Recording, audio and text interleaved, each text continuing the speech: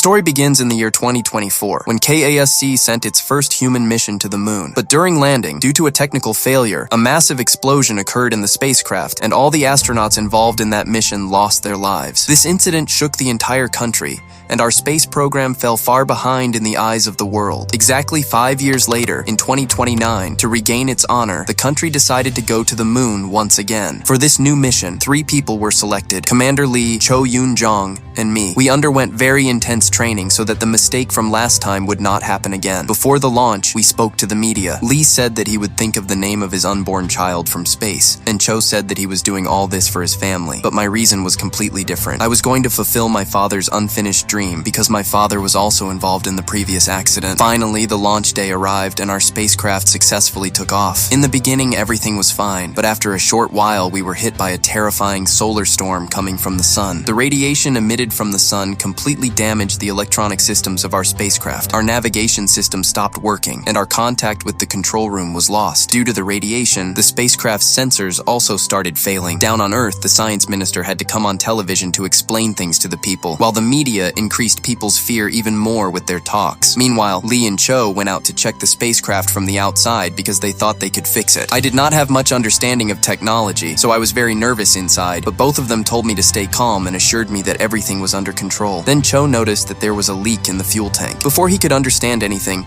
a massive explosion occurred there, because of which Cho died on the spot. Commander Lee managed to grab his safety hook in time, so he was not blown away by the explosion. The control room reconnected with us for a few moments, and they came to know that Cho was no longer alive. I was about to open the airlock gate to save Lee, but Lee shouted and stopped me. He explained that if I opened the gate, the air inside would pull me out as well, and I would also die. Lee knew that his survival was now impossible. In his final moments, he asked me to reboot the system and made me promise that I would return safely. After that, he unhooked himself, and I helplessly watched him drift away into the deep darkness of space. A few moments later, the system rebooted, and our contact was restored. I was completely broken and cried while telling the control room that both my companions were gone. Hearing this, silence spread there. The director of KASC told me to stay strong and said that they were finding a way. On the other hand, the science minister became extremely nervous because he did not want to take the risk of another mission failure. In the control room, the scientists discussed among themselves and decided that they would have to call back Kim, the director of the previous mission, because the entire system and rules of this spacecraft were designed by him. At that time, Kim was hunting in the mountains with his intern Han Buell. After the previous mission failed,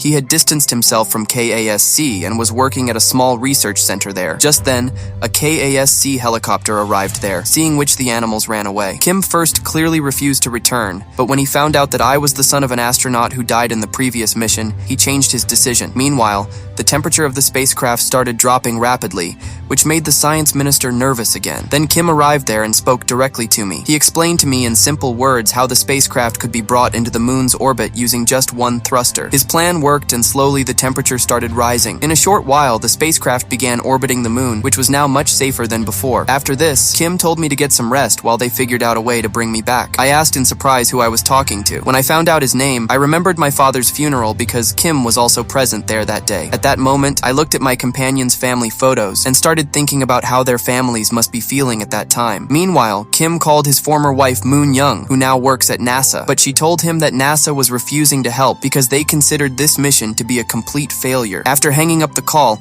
Han Buell told Kim that everyone was scared because I was separating the lander without informing anyone. Hearing this, Kim came to talk to me in panic and said that this was a very wrong decision, but I did not listen to him. I did not want to leave my life in Kim's hands because he could not save my father. I had already decided that no matter what, I would land on the moon for my father, for all those astronauts who lost their lives, and for my country. As this news spread outside, the people and media of South Korea became completely uncontrollable. At that very moment, Han Buell told Kim that there was a danger of meteor showers. Kim told her to keep an eye on it, and himself started making a plan to fix the spacecraft. On the other hand, the scientists were trying their best to show me the right path, and I was doing most of the work with the help of autopilot. Kim was repeatedly remembering the mistakes of the previous mission and the day he met me when I was very young. There was a constant fear in his mind that this landing might also fail like last time. As soon as the lander's speed increased, everyone sitting in the control room got scared, but the very next moment, there was relief because the lander landed safely on the moon. People across South Korea started celebrating. When I stepped on the moon's surface for the first time,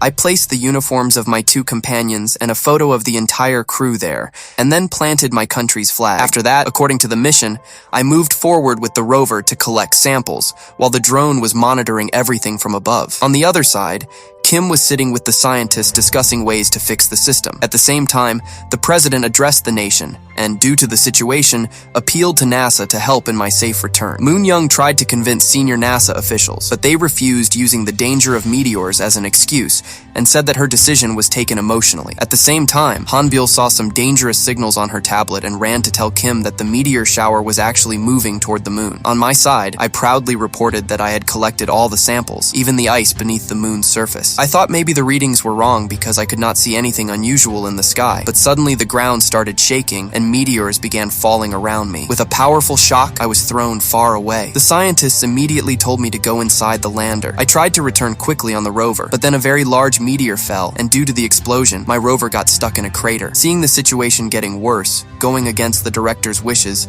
Kim asked a scientist to reset the module system using the new code he had created, and finally power returned to the spacecraft. Meanwhile, I called my drone and with its help, managed to pull myself out of the crater. Amid the falling meteors, I ran with all my strength and reached inside the lander just in time. The lander successfully took off, and now the next step was to dock it with the command module. For docking, we once again had to rely on autopilot, and luckily this worked correctly. But just as I was about to enter the spacecraft, a meteor struck it. A large part of the spacecraft broke off, and it started falling rapidly. Kim told me to take manual control, but the lander was shaking so violently that I could not even reach the controls properly. Then by mistake, I inhaled ammonia gas, which caused darkness to spread before my eyes, and I started feeling severe dizziness. I tried to adjust my helmet, but before that, I lost consciousness. The lander crashed, and all contact with the control room was lost. The computer did not receive any life signals from me. For 4 hours, all attempts to re-establish contact failed, and I was declared dead. News channels started running reports of another failed mission. On the other side, Kim was completely broken and returned home and tried to end his life, but Han-byul stopped him in time. At the same moment, Kim received a message from Moon-young in which she told him that I was still alive. She got this information because the NASA station had picked up the radio messages I had sent. Moon-young also sent Kim the code of that frequency. Kim and Han-byul took out some old equipment from the observatory and hurriedly set it up and succeeded in hearing my SOS message. Han-byul immediately started recording it, while Kim asked me about my condition and realized that I had very little power and oxygen left and that the meteor shower was still continuing. Kim told me to stay inside the lander until he found some way to get help. At that moment, we saw a helicopter. Later, it was found out that Han-byul had called emergency services and lied that Kim had a heart attack so that he could be taken away quickly. The helicopter took Kim directly to the KASC headquarters, while Han-byul uploaded my SOS message on YouTube, which went viral very quickly. On my side, I was treating my injuries with the little supplies I had, and Han-byul kept talking to me continuously to give me courage. As soon as the audio went viral, people all over the world stood in my support, and pressure started building on NASA to help. Senior NASA officials wanted to know who had leaked the news, and their suspicion immediately fell on Moon-young, but before that, they received a call from the White House. After continuous efforts by KASC, contact with the lander was finally re-established. However, the science minister was not happy and said, if there is no definite way to bring him back, then there is no benefit in showing the public that he is alive. Meanwhile, the meteor shower intensified even more. Kim wanted to move me to a safer place, but he did not know where to take me. Then good news came from America. The White House directly ordered NASA to help me,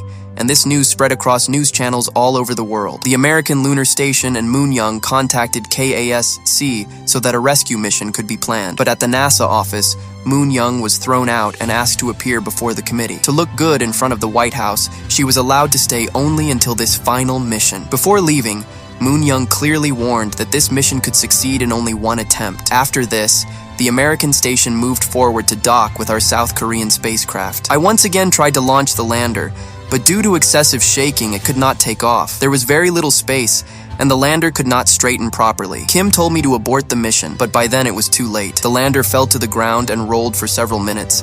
then fell again into a deep crater. In this impact, the docking port broke. The American station clearly said that they could no longer maintain their speed and could not wait any longer, so Moon Young had to stop the rescue mission. On the other hand, Kim was completely broken, yet he was still trying to explain some more ways for me to operate the lander. But from inside, I had already given up, and one by one I shut down all the systems, including the oxygen supply. Kim told me not to become like my father, but at that very moment, I told him a truth. I said that I had read everything written in my father's will. I found out that 1 month before the first mission, my father had already sensed the engine malfunction, yet he decided to go on the mission because he was desperate for success. But Kim interrupted me and said, "You do not know the complete story." Kim told me that in reality, 1 day before the launch, my father himself had come to him and informed him about the engine malfunction. He had even requested to delay the mission by 2 months. But the chances of an accident were said to be very low, and the mission had already been delayed many times before. So in anger, Kim decided to go ahead with the launch. While saying this, Kim broke down crying and started begging me to come back. At that moment, I understood that my father was not at fault at all. Everyone present in the control room started losing hope. Then suddenly,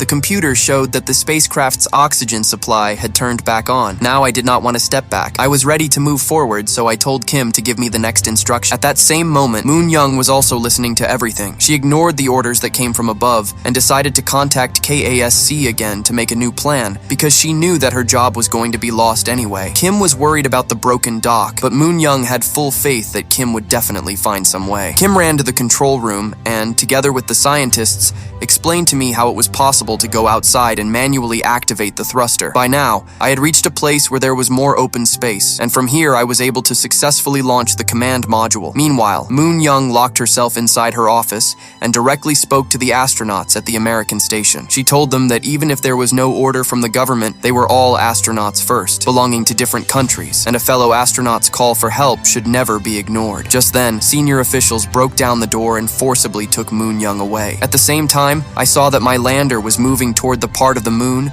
where the light was very intense, and landing there was impossible. Then I took one final decision. I gathered all the memories of my companions and tied the drone to my body. Kim ordered me to open the hatch and jump. Despite fear and hesitation, I jumped out of the launcher. For several minutes, I kept falling rapidly downward. As soon as the moon's surface came very close, I immediately activated the drone to reduce my falling speed. The drone tried its best to support me, but still we crashed hard onto the ground. Suddenly my connection was lost, and everyone in the control room thought that I was dead. Fortunately, the drone was still working. When I regained consciousness, the drone scanned my face and sent a signal. At that very moment, the American station announced that they were coming for the rescue. I heard their message and managed to send my exact location to them. After some time, my pictures with the American team were all over news channels across the world, and the entire world began celebrating this miracle. After the mission was successful, KASC asked Kim to become the director again, but Kim refused and quietly returned to his research center. When I returned to South Korea, the science minister welcomed me with great enthusiasm. He acted as if he had full faith in me from the very beginning. The country started considering me a hero, but after giving a small speech there, all my thoughts went to the memories of those companions who had lost their lives in this mission. I went to meet their families. I gave Cho's son his father's teddy and told him that his father is now forever on the moon. Then I gave Lee's wife the photo in which she and Lee were together. On the back of that photo, Lee had written the name of his unborn child, seeing which she burst into tears. 1 month later, it was announced that the International Space Committee was recognizing South Korea as the 9th country. Along with that,